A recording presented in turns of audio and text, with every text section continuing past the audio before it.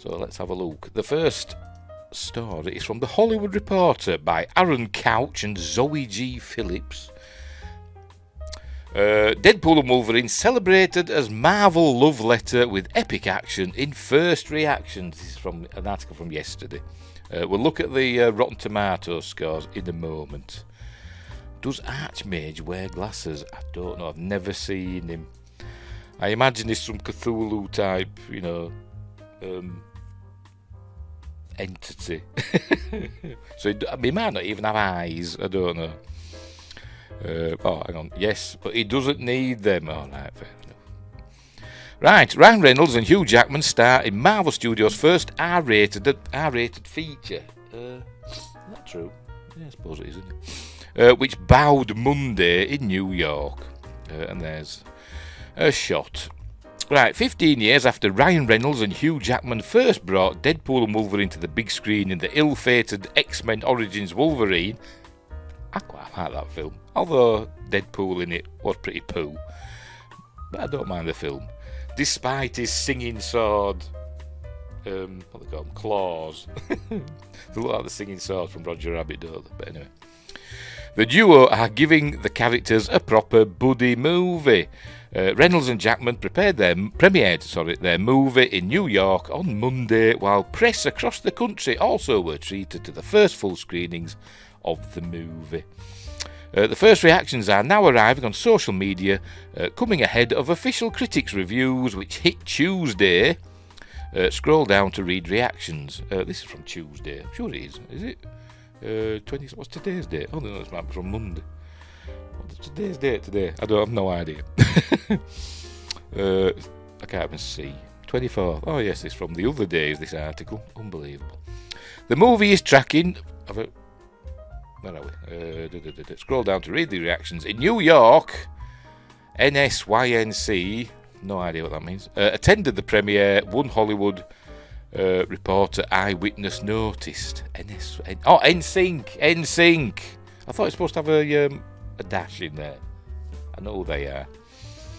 Right, the movie's tracking for a massive... I'm guessing that's supposed to be NSYNC. Anyway, the movie's tracking for a massive $165 million plus domestic bow when it opens this weekend, which would mark the biggest R-rated bow, they like that word, don't they, of all time. What do you say, opening?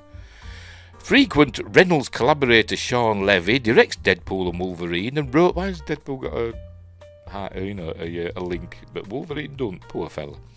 And wrote the script along with Reynolds, Rhett Reese, Paul Wernick and Zeb Wells. That's a cool name, isn't it? Zeb Wells. I wish I were called something like that, Zach or Zeb, or I'm not called Steve. Never mind. Emma Corrin stars in the film as its antagonist, while a number of faces from Deadpool and Wolverine's past appear, including Daphne Keane, who played Wolverine's daughter Laura in Logan 2017. X23? I think it wasn't it. The feature took a long and winding road to the big screen. 20th Century Fox's, remember them, Deadpool turned out to be a surprise hit in 2016, propelling Reynolds and the character to new levels of success. It was followed 2 years later by the fast-track Deadpool 2, which were alright. But the third instalment took 6 years to make it to the screen, as things were complicated by 20th Century Fox's sale to Disney and COVID, I suppose. The move gave Marvel Studios access to Deadpool and X-Men characters for the first time, and also marks Marvel Studios' first R-rated film. There have been other Marvel R-rated films, like Blade, for instance, but they weren't technically Marvel Studios, were they? But anyway. Okay. Right. The premiere comes ahead of Thursday's San Diego Comic-Con panel for the film, as well as Marvel's Saturday evening panel, where it is expected to reveal a look at future movies, such as Captain America Brave New World and Thunderbolts. Right, so here we go. Here's some of the reviews. I think Gina Carano's returning for the third one. I think not. I've no idea. As I have not seen it. You never know, do you? She should do, as I can't remember the name of the character. She was in the first one, wasn't she? Before she was super famous. Anyway, Matt Neglia. of Next Best Picture said Deadpool and Wolverine is the shot in the arm the MCU so desperately needed. Vulgar, violent, scathing, and at times even touching. This R-rated romp. Hang on. Oh, it takes you to bloody thing. Never mind. I suppose better read the rest of it, haven't we? This R-rated romp, I forgot where I was now, holds nothing back, delivering on everything its fans want with maximum effort. Whatever. I'm fed up now. Hang on, I have to get rid of that now. Stupid bloody X. Elon, sort out your bloody thing. Right, bugger off. Right, I'm back again. Right. Hey. Why is Charity Kinemaster saying send link? I have no idea. X gonna give it to you, says Wingrace. Yes. Right, scrolling down. Joey Magidson said Deadpool and Wolverine is so much fun. So that's a good. I'll not read them all. The link's in the description if you want to read them all. Shocker to no one that Deadpool and Wolverine reactions are calling it Marvel's best since Endgame. That's not really a high bar, is it, to be honest? Considering what came after Endgame. Apart from Spider-Man No Way Home, all the others were pretty good, weren't they? All the other films we've had.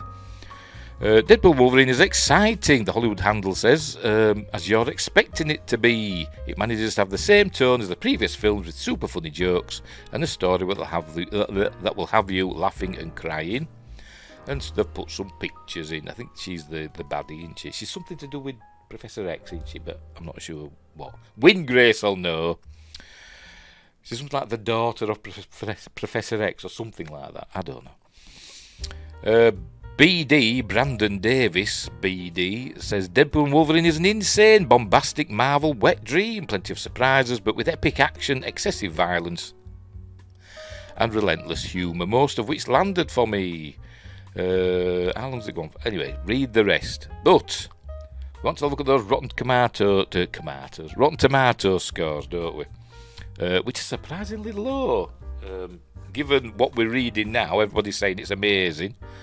But anyway, Cassandra Nova, parasitic twin. Oh, that Charles killed in the womb. It's a bit dark, isn't it? Obviously didn't kill her enough because she's in this film. Right, here we go. Deadpool and Wolverine on Rotten Tomatoes. Let's call the whole thing off. There we go. Deadpool and Wolverine. There we go. 81%. You wouldn't think so from those reviews, would you?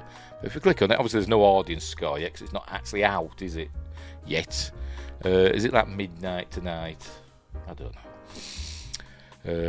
I'll not be seeing it, by the way. I won't mind going to go and see it, but my son won't go and see it with me, and I can't leave him by himself. So anyway, right, so there you go. Top critics 63%, unbelievable. All critics 81, but top critics 61%. Why? Let's have a read. So they've given it 4 out of 4 as Dominic Bays, 3 out of 4 from Peter Howell. But David Sims, not impressed by the looks of it, is give it a splat. For viewers who spend a lot of their time online soaking up the discourse generated by insider fan accounts and message boards, all of this will seem warmly familiar, but good luck if you're coming in with no prior knowledge. Don't think he liked it. Has he not kept up with the MCU? Maybe that's the case. But yeah, they're mostly, fresh scores, aren't they? But then you get 3 bad ones in a row. To paraphrase T.S. Eliot, these fragments has Marvel shored against its ruins, though the crumbling continues regardless. Daily Telegraph.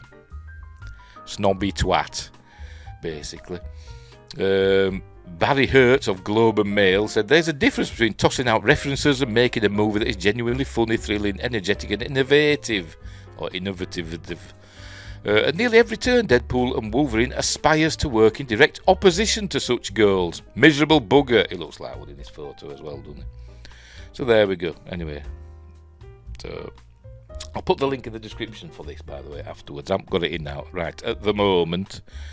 But, oddly low critic score. But, that usually means the audience will love it, which I imagine they will. Anyway, speaking of Deadpool and Wolverine, this could be a spoiler, I don't know, but because I've not seen it. But another story from the Hollywood Reporter popped up, saying Kevin Feige on whether Robert Downey Jr.'s Iron Man could return after Hugh Jackman's Wolverine. It can be done, he said, says Carly Thomas. Jackman was able to reprise his beloved character for Deadpool and Wolverine, all thanks to the MCU multiverse. And there's Kevin Feige again, still looks like Mike Mercury from Supercar. Kevin Feige is revealing if he thinks Robert Downey Jr. and Chris Evans could come back to the MCU as Iron Maiden and Captain America. Steve Rogers, because Steve Rogers is Captain America. Respectively, following Hugh Jackman's return as Wolverine for Deadpool and Wolverine. There's somebody in there that comes back in this, because I saw it on Twitter. I thought, oh, thanks for the spoiler, Twitter. Sorry, X. I'll not say who it is, but somebody from the MCU's past, very early past, but I'll not say who. Thanks to the multiverse, which can have different iterations of the same characters, the Marvel Studios boss confirmed it can be done as long as great care is taken with the superheroes and their storylines. Just think of the money. Think of the money you get on the film if, Iron Man, what's his face? Robert Downey Jr. as Iron Man came back. You'd be printing money. That's the key, right? How do you do it in a way that maintains what has come before and in a great way? Feige recently told Discussing Film, and we've been spending, the last 2+ years figuring that out for Wolverine. So what's to come? We'll see. We're just proud that we, I think, have figured it out for Wolverine. I think Hugh's appearance and starring role in Deadpool and Wolverine is a great sign that it can be done if great care is taken. Wingre says they better bring back Hasselhoff Fury. That's all I want. Did he play Fury in one of the old films? David Hasselhoff, I don't know. I imagine he did. You never know. You never know, do you? Anyway, Downey and Evans both left the Marvel Cinematic Universe in 2019's Avengers Endgame, which also saw the notable death of Downey's Iron Man / Tony Stark. Jackman's Logan / Wolverine also made a heartbreaking sacrifice at the end of 2017's Logan. Or did he? I mean, that cross on the grave moved, didn't it, at the end? However, the Les Mis actor was able to find a way to reprise his character in the upcoming Sean Levy-directed movie without damaging the legacy of that film. Well, yeah, it's probably because it tells us, doesn't it, that he's from a different universe. It tells you that in the trailers. Feige previously told Empire magazine in May that he actually warned Jackman against reprising the beloved character again. I said, "Let me give you a piece of advice, Hugh. Don't come back," he recalled. Because Kevin Feige must be some sort of idiot. He must be. You had the greatest ending in history with Logan. That's not something we should undo. And they haven't undone it. Nick Fury, Agent of S.H.I.E.L.D. 1998 movie. It's crap but great. I imagine it is. Particularly it's got David Hasselhoff in. The Hoff. The actor eventually convinced Feige that it would be worth it since he would be playing a version of Wolverine that's different from his previous portrayals in the X-Men movies. Jackman also told Empire at the time that he was excited about the R-rated Disney superhero film because he gets to show different sides of Wolverine we haven't seen before in the movies. Are you making noises? Princess is making noises. She's moved onto my PS5 now. Before she was lying down in front of it, now she's lying on it. I'm going to have to give it a good clean. Get all her fur out of it. So there we go. So that's... I think they will. I think they will because they're hemorrhaging money now on stuff. I think this film will make them a bucket load of money and they'll want to carry on doing that and they'll realise that the only way to do that is not to bother with the crappy superheroes they've created. They're going to have to bring the old ones back. The ones that people like, not the ones that point fingers at them and tell them to do better. So there we go. Moving on.